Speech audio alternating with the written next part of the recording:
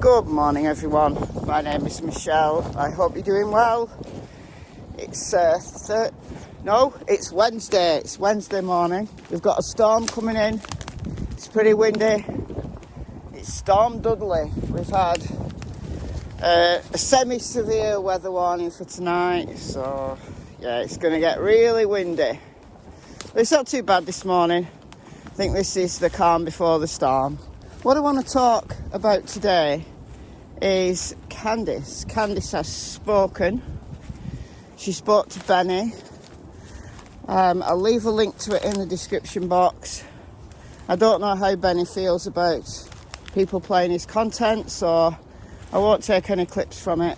So I'll just talk through some of the things that Candus was saying and give my interpretation on what she was saying. But first, before I get onto that, I posted a short clip of the searchers on the night of the 19th of June, so it was the Saturday into the Sunday, the 20th of June. Dave Rader talked about the search when he got into town. Oh, it is pretty windy. We'll go this way, go down. I'm at the top of the hill here. Go down. Oh, it's really windy. It's really windy. Yeah, Dave Rader got into town on the night of the 19th. The searchers told him they'd been out into the night. Those guys searched in the dark with flashlights, shoulder to shoulder, all over that area where they truly believed someone to be. They wouldn't have done that at night, through the night. They wouldn't have done that if they didn't truly believe that someone was there. And it was because a footprint had been discovered. So for those of you who are saying the footprints are unfounded, the footprints are unreal, that's utter nonsense. Utter nonsense. Look at the searchers. Look at what they were doing. Come on now, guys. Let's get real. Instead, people prefer to believe wacky conspiracy theories. What, because they get more views? Because people can let their imagination run riot? Come on, guys. I like to stick to facts on this channel. And the fact is, on the night of the 19th into the 20th of June, they truly believed someone was there. They had to have a damn good reason for that. And it's because the neighbours who've spoken out were right. Search dogs hit on footprints. Look at the flight path of the helicopter, which one neighbour said went all night. Look at the flight path all over that area where the footprints are. Let me pop my pins in. I'm sliding down the hill. I'm sliding down the hill. There's absolutely no grip on these wellies at all. No grip. Don't fight and knock me down the hill. That would be ridiculous. There we go. The flight path of that helicopter tells you where they were looking and why they were looking. So I'll have nothing else said. People who are still saying, creators who are saying, viewers who are saying, the footprints aren't real. Well, the search was real.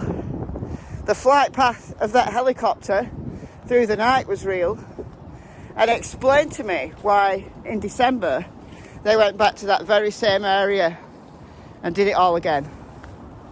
Explain to me that. Was she still alive? Were those footprints a few days old? Do those footprints come from the 15th? Or was she taken into a property close by and then taken out? I don't know, I can't answer that. depending on environmental conditions, search dogs can pick up a scent that is several days old. So we can't put a date on when those footprints were. But, you know, you're looking at 4 into 5 days, depending on the environmental conditions. That's up to the limit of when those footprints would have been still had enough scent for an alert. Go on, you guys who refuse to believe this, you tell me in your comments your next retort. But yeah, Candus spoke to Benny. She seems like she's in good spirits. She said she was crying, but he brightened up her evening. She said she's working on the house. She's finished the bathroom. She's clearly capable of doing those house repairs. It's a shame they didn't get their act together before all this happened, to get their act together to sort that house out. But addiction, mental health could all play its part in the ways people choose to live. But it's such a shame. But Candy said that she's concentrated on the boys. So even though she misses Summer terribly and that she was a beautiful, intelligent girl, she has to concentrate on the boys because they're still living. They're still in foster care. So I know people are going to pick apart what Candy said, that, you know, the boys are still living, implying Summer isn't. People are going to say, yeah, because she knows what happened to Summer. She saw Summer's dead body.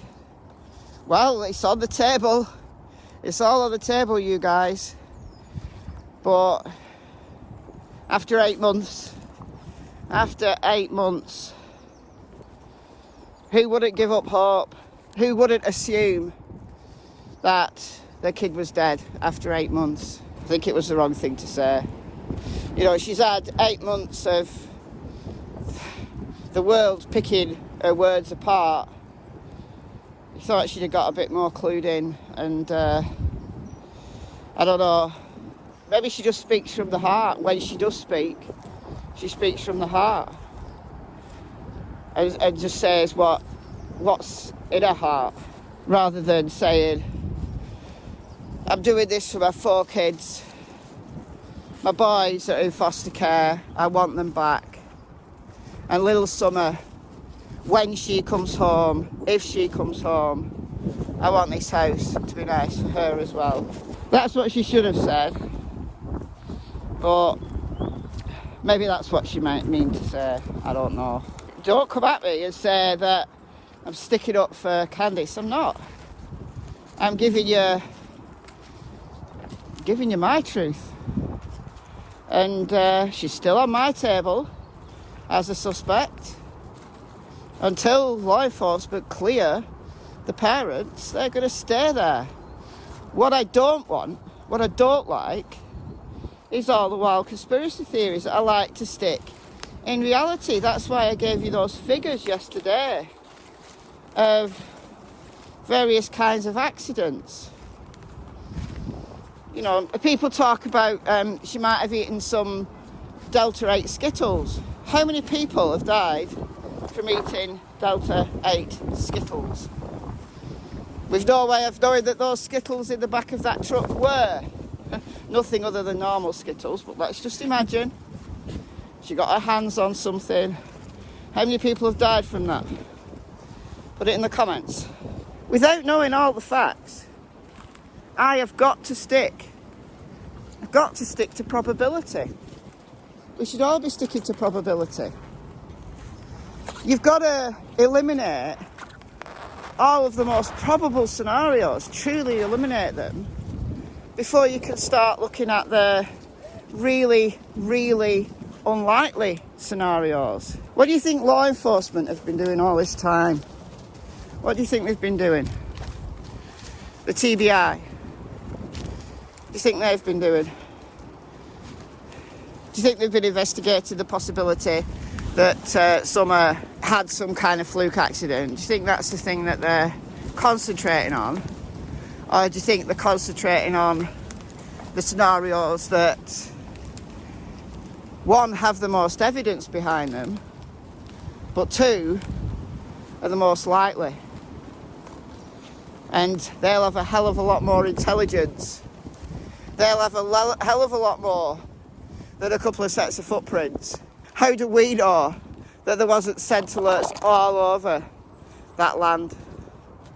We only know about the footprints because a neighbour spoke to a sheriff's deputy. A neighbour was actually there and got the information. And then we can, I think, correctly assume the rest by looking at that evidence in front of us.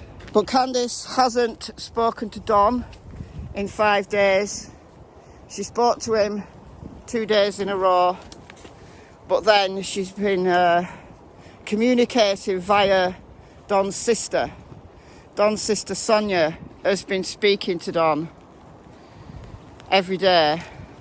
So Candus tells Sonia what she wants Don to know, and Don tells Sonia what he wants her to know. There'll be a ton of speculation there. Have they had a row? Are they not allowed to speak to each other? People will be saying.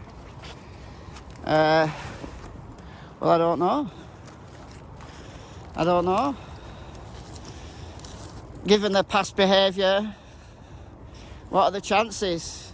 You know, Candus has said, when she's been online, she said that she wants to leave Don. She wants to strike out on her own with her and her kids and leave Don behind. Would she have the strength to do that? Well, as she's doing up 110 Ben Hill Road, what's she doing it up for? Because Don owns it. Don owns it. She can't sell it because he's on the deeds. So if she intends to leave and strike it out on her own with the boys, if she ever gets them back, obviously, why is she doing up 110 Ben Hill Road? Because if she wants to leave and Don gets out of jail, well, Don's got a nice house to come home to. But she won't be there. So, don't know, it's interesting. Interesting dynamic. Is she assuming that Don's going to be in jail for a long time? You know, there's still the Utah thing, the 7 women who've claimed SA against Don. As far as I know, that is still being investigated. Don't know what stage it's at. There's questions about the statute of limitations. People are saying that although there's no statute of limitations on SA now, at the times the crimes occurred, there was. So, would Don get off lucky there? I don't know. I'm not a lawyer and I certainly don't know anything about the law in Utah. I could speculate on whether Candus is going to implicate Don for Summer. Anything could happen in this case. Was Don involved in a ring? Is Candus going to blow the top off it all? Tell law enforcement everything you know, Candus. Every single thing, every single detail about these wrong friends. Tell them all. What's Don's involvement in all of it? Are law enforcement going to make a big bust? Or a lot of the neighbours involved? Local people? I don't know. I don't know. But one thing's for absolute certainty. Whatever it is, I think it's going to be far worse than we imagine. I think there's going to be a big blowback for that community. I honestly do. I mean, the people who were still kind of hanging on to, well, she fell off a swing, she fell down the stairs, this, that, the other, Is that because that's more palatable? I mean, I'm genuinely asking, because it's so statistically unlikely for that to have happened. And on top of that statistical unlikeliness, it's very, very unlikely that they'd have been able to hide a body at short notice that hasn't been discovered for 8 months. Is it more palatable that Summer died like that, died quickly, than the possibility of the statistically far more likely that she was trafficked? She was taken. Whether that was premeditated event or whether that was somebody spying a chance. Whichever. It's actually more likely, guys, if we consider that this person or persons are actually known to the family. And we know there are things going on there. They've intimated, Don certainly has, there's things going on there. Is that whole area going to have its top blown off? Is Sheriff Ronnie Lawson protecting people? Is he? So this has got to be down to the FBI. Take it out of the hands of the state. Let the feds deal with it all. But you guys, you know, I understand that you might think it's more palatable for Summer to have had a quick death, and then you can implicate Candus. But look at the realities, look at the facts, look at the evidence, look at it. Where does it lead? I've said consistently throughout this investigation that I'll go wherever the facts lead me. I'm not wedded to any one theory. I'll go wherever the facts lead me. And this is where it's led me, so there you go. So on that note, I'll call it a day here. If this storm does come through tonight, I'll probably be inside tomorrow. Not that I'll be inside, right? I'll still be out here in the wind and the rain. I just won't film out here. Because of noise, stuff like that, you know, the difficulties. Oh, until he's off. Better go. See you later. She's over there harassing dogs. Can you see her?